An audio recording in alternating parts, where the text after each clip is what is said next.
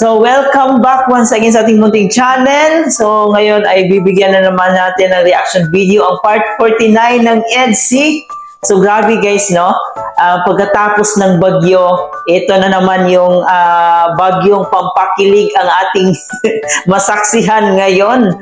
So, dito nga po guys, kung saan sinundo ni Habi si YP, no, sa kanilang bahay para mamasyal ito. No, para naman malibang si YP kasi parang nabuboard na si YP. And feeling natin, nakikita natin na na-stress na nga itong si YP sa kanilang bahay. So, deserve magpa-unwin si YP. And of course, ngayon po ay anniversary, mansari, no? Mansari ng EDC.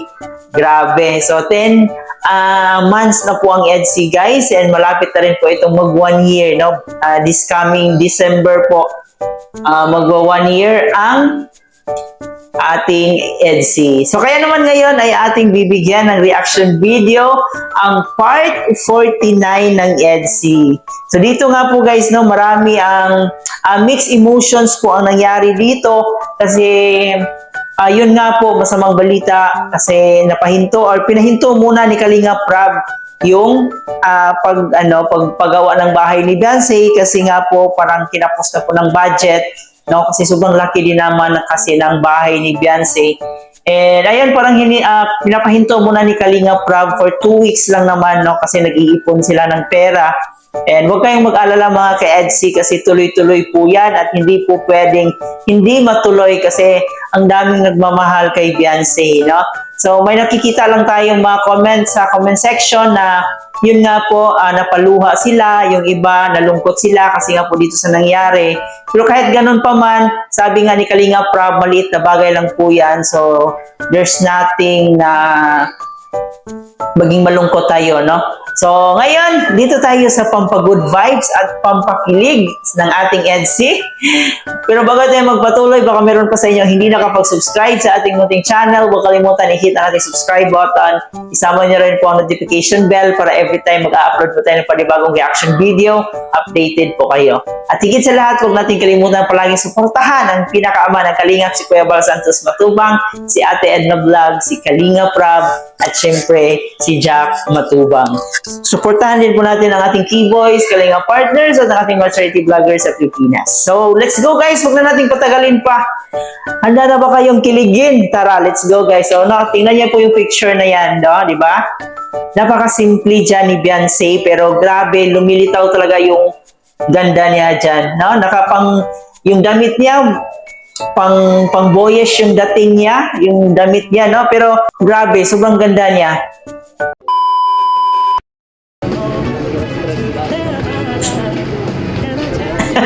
Para mawala naman na. Natawa ako dito kay Papa Eds, no? Sobrang laki ng bag na dala-dala niya. So, you know, narinig natin si Papa Eds na gusto niyang mawala ang stress ni Beyonce, kaya pinasyal muna niya si Beyonce, no? Para at least makapag-relax, para i-celebrate din po yung kanilang 10 mansari. Stress mo,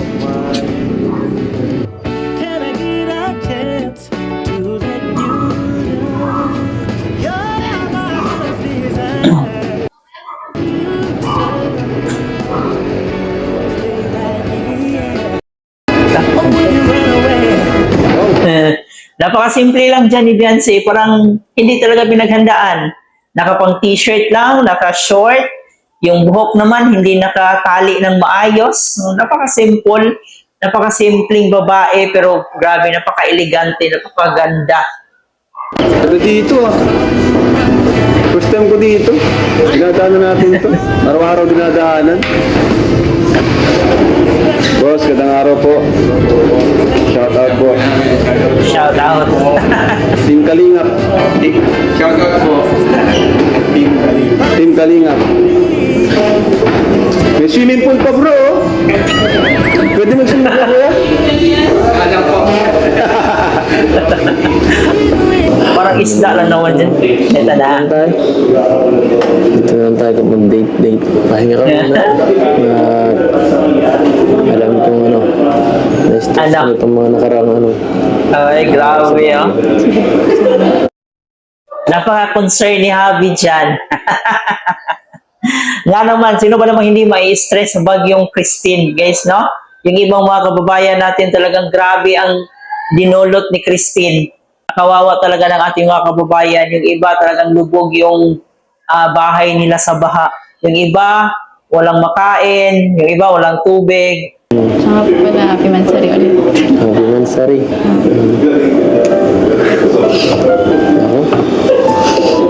Happy Mansari. Sana all nagkabatian na. Ay, bro. Happy 10th Mansari. Malapit na rin itong anniversary. So, saan kaya? Matutuloy kaya yung Japan nila? Yan ay inaabangan ng lahat ang pagpunta ng Japan. Gusto ko na. Kailan mo ba ako sasagutin? Ayay! Wala nang paligay-ligoy pa. Direct to the point na. Kailan mo ako sasagutin? Ayun na. Ngayon na. Ngayon na. Ay, Sayang. ang biro ko eh. Sayang naman. Joke lang pala. Huwag naman ganon.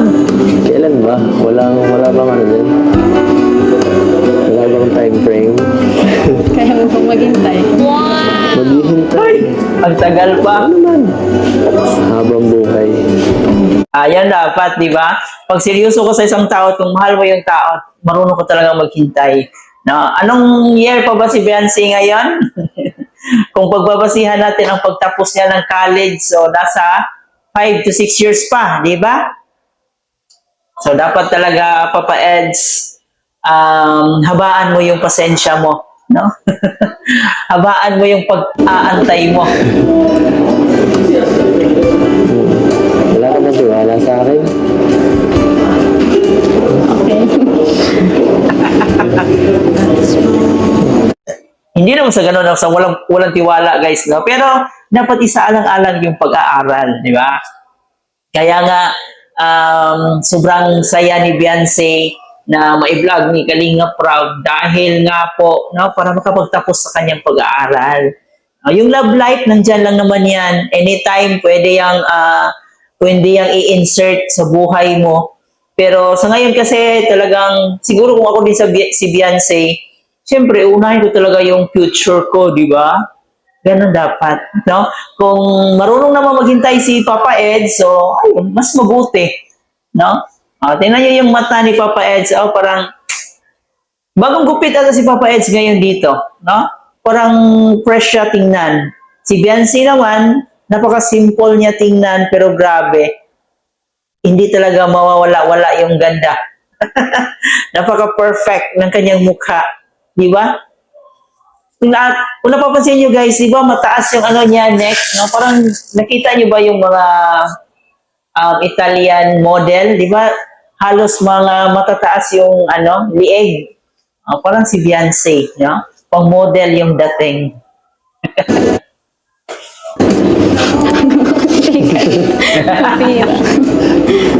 Mabuti na lang, kahit andyan ang mga pagsubok sa buhay ni Fiancé, andito naman si Habi, nagpapasaya at nagpapalakas sa kanya. Grabe guys, no?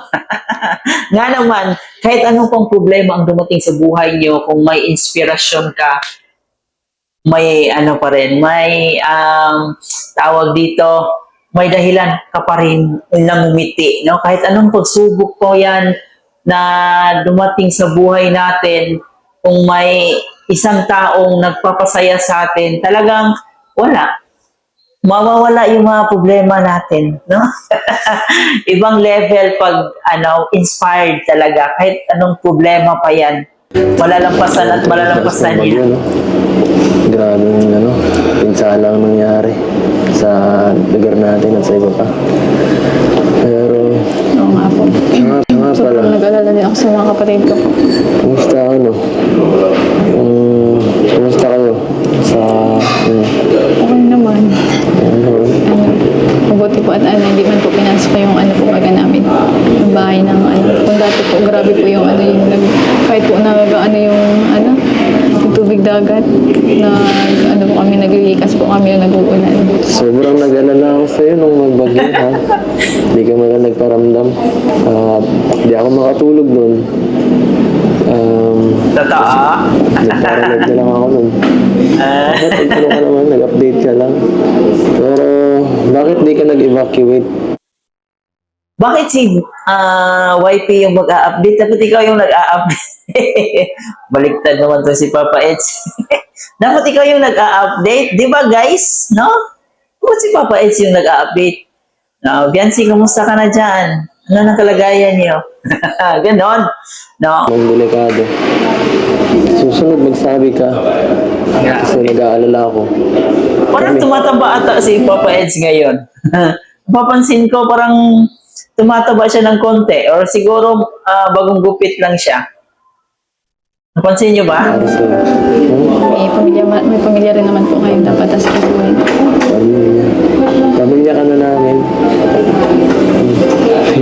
Sana all. Ayaw mo. Pag natapos yung bahay nyo, sigurado, hindi nyo na mararanasan yun. Kasi magandang, matibay yun. Kaya nga po, Safe na kayo dun. salamat. Hindi na ako mag-aalala. Thank you din po sa mga sponsor ko. Pwede ka na makatulog doon, di ba? Pag bibisita ka doon sa bahay nilang Beyonce, pwede ka na matulog sa sa isang kwarto doon. Hoy. Sabi nga ni Papa Eds noon, pwede ba ako matulog dyan sa kwarto na yan pag hinatid kita? Grabe. Ay, kung sa Bisaya pa ba, sa ara na daan. Yan. Malapit-lapit na rin po mga ano dito. Grabe Thank talaga. Ang maganda sa kay Beyonce, palagi nagpapasalamat. And siyempre dito kay Kalinga Prab. And talagang hindi niya nalilimutan palagi ang magpasalamat. And maganda dito sa ating mga angels, no? Lahat naman siguro sila talagang napaka-grateful sa mga blessings na dumarating sa kanila. So hindi talaga nila nakakalimutan magpasalamat, lalong-lalo na dito sa mga taong tumulong sa kanya, especially kay Kalinga Prab, no? At kay Kalinga Edo. So yun yung isa sa katangian ni Beyonce na sobrang nagustuhan. Bilala ko ang bagyan to, makakainis. Kuntikan ka pang mapahamak. Susuuin ko na sana eh. Ngayon, pinigilan ako ni Dr. Lab.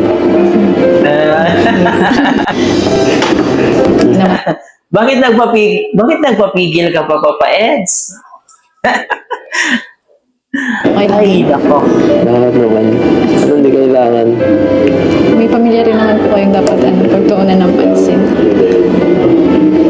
Tsaka, kaya-kaya po Mahalaga ka namin. naman eh. Basta po magkakasama kaming pamilya. Kaya namin nagpasan yung mga pagsubok. Ay, grabe guys, no? Napakagandang mensahe po yun. No? Bilang isang anak, kung malalampasan niyo talaga yung mga pagsubok pag sama-sama kayong lahat. No? And of course, manalig sa Panginoon kasi siya lang naman yung nakakaalam ng lahat. Di ba? And isa talaga sa nagpapatibay sa ating loob yung pamilya, yung buong pamilya para malampasan natin yung mga problema. Nakalimutan mo yata. May kita. Ano yung sabihin? Pabayaan mo yung wifi mo.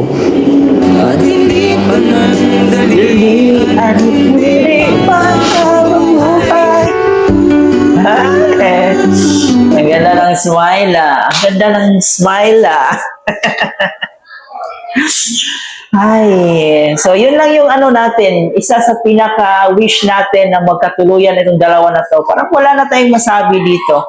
No, ang importante magpakatotoo na lang sila sa kanilang sarili. So sana sasagutin na nito si Habi ni YP. Kain na tayo. Ano naman? Kumain na kayo. Kahit ano po. Ano ba yung iyahain dyan? Kahit ano lang, bahala na.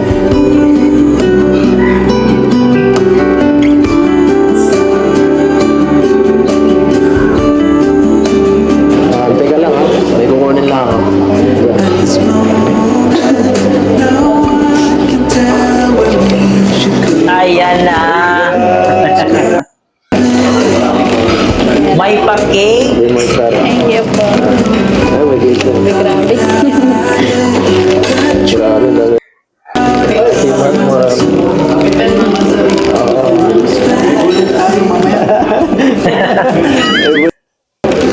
Sige, bulang mo yan, ha? Galing ka natin.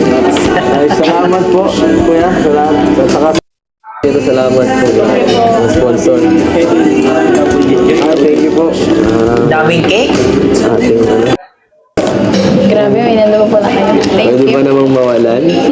Kahit pa kahit pa Nagbagyo. ano dito, nagkakagulo na. Umulan, bumagyo, magkagera, hindi matitigil ang masari. Grabe naman. Happy ng bet. Happy ng baby.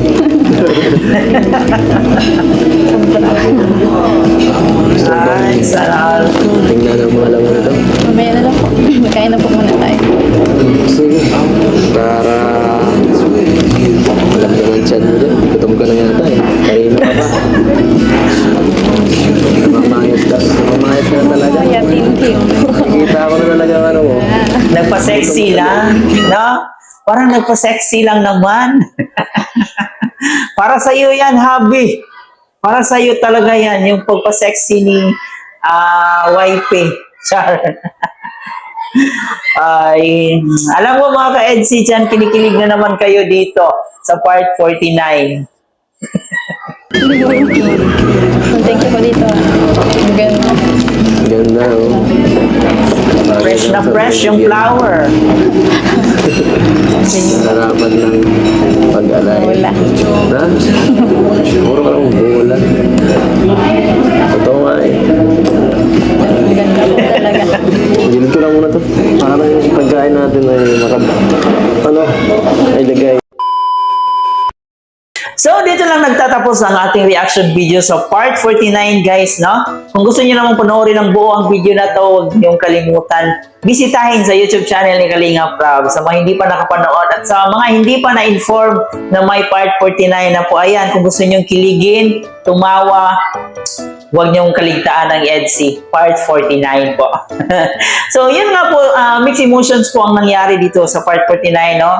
And yun nga po yung nasabi natin kanina, na ipapatigil pa muna ni Kalinga Prab ang pagpapagawa sa bahay ni Beyonce kasi parang kinapos na po siya ng pera. And yun, sabi nga naman ni Kalinga Prab, maliit na bagay lang po yan kasi pinaghandaan na po nila yan. And ipapatigil lang naman yan ng 2 weeks kasi may siguro may kasuhin sila. And after that, siguro tuloy-tuloy na yung pag-construct sa bahay ni Beyonce. So huwag kayong mag-alala mga ka-EDC. No, there's no reason nga hindi matapos yan, no? Alam natin si Kalinga Prab pa, di ba? So napaka maawain at napaka matulungin yan. So alam natin na hindi niya ito ipapahinto talaga. Sobrang saya, sobrang nakakakilig dito sa part na to. Ito lang yung part kung saan may mga sobrang nakakakilig na banat si Papa Eds. So, ayan guys, yan lang muna ang ating reaction video sa part 49. Huwag kalimutan mag-like and share sa ating video ngayon para i-recommend pa tayo ni YouTube at para mapanood pa ng ating ibang solid EDC supporters at ng ating makalingap supporters. So, muli po, ito nga po pala si Chloe TV. Marami pong salamat.